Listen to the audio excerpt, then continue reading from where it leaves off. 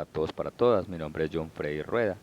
Hoy en este podcast vamos a hablar de teorías gerenciales de la cultura y el cambio organizacional.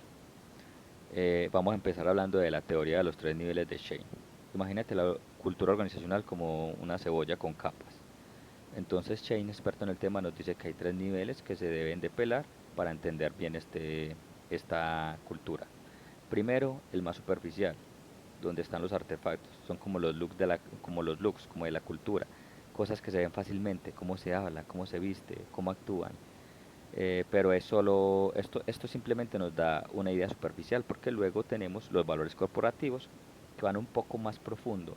Son como esas reglas no escritas que todos siguen, que afectan cómo se toman las decisiones y cómo se hacen las cosas en el día a día. Y en lo más profundo están los supuestos básicos. Son como esos cimientos invisibles de la cultura, construidos sobre experiencias ya vividas o pasadas, percepciones colectivas que afectan mucho aunque no todos logren verlo. Entender estos tres niveles son clave para entender y cambiar la cultura organizacional. Es como ir más allá de lo que se ve y meterse en la verdadera esencia de la organización.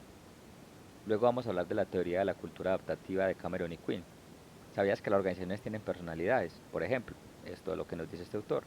Entonces, estos autores Cameron y Quinn tienen una teoría que lo explica. Dicen que hay cuatro tipos de culturas organizacionales, cada una con su propio estilo. Imagínate. Primero, entonces está la cultura clan, que es como una gran familia donde todos colaboran y todos ayudan. Luego está la adocracia, que es donde se involucra la innovación, la creatividad, un poco como una fiesta donde todos aportan ideas, lluvia de ideas. Y por último, está la cultura jerárquica, donde el orden y la estabilidad predominan, reinan. Entender estos tipos de culturas es crucial para saber qué hace a una organización fuerte, dónde se puede mejorar. Además, ayuda a adaptarse a los cambios. Luego tenemos la teoría de los rasgos de la cultura organizacional de Denison. Imagínate la cultura organizacional con su propia personalidad. Bueno, Denison nos dice que hay cuatro rasgos de personalidades que hacen que la cultura organizacional sea exitosa. Entonces tenemos la consistencia, que es cuando toda la organización va de acuerdo y no hay confusiones. Después está la adaptabilidad, que es poder adaptarse a los cambios sin ningún tipo de problema, como si nada hubiera pasado. Y está, por último, la misión, que es entender una meta clara y que todos tiren para el mismo lado.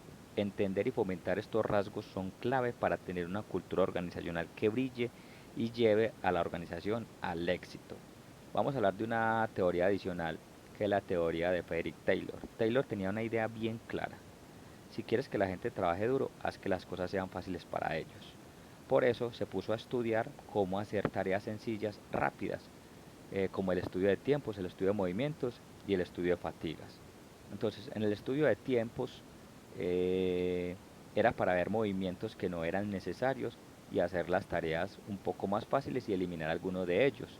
También teníamos, por ejemplo, el estudio de la fatiga, entender en qué momentos la gente se cansaba y buscar la forma de evitar esta fatiga o las horas de menor fatiga para ser más productivos. En el estudio de tiempos, saber cuánto tiempo se necesitaba para hacer algo y cuál era el mejor momento para hacerlo.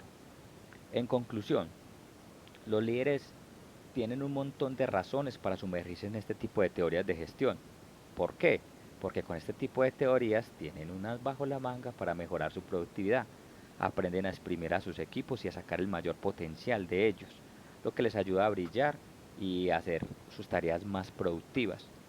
Ni que hablar en la toma de decisiones, bien lo mencionábamos. Entonces esto de una u otra forma les permite tomar decisiones con mayor rapidez y con mayor acierto, volviéndolos realmente unos auténticos líderes.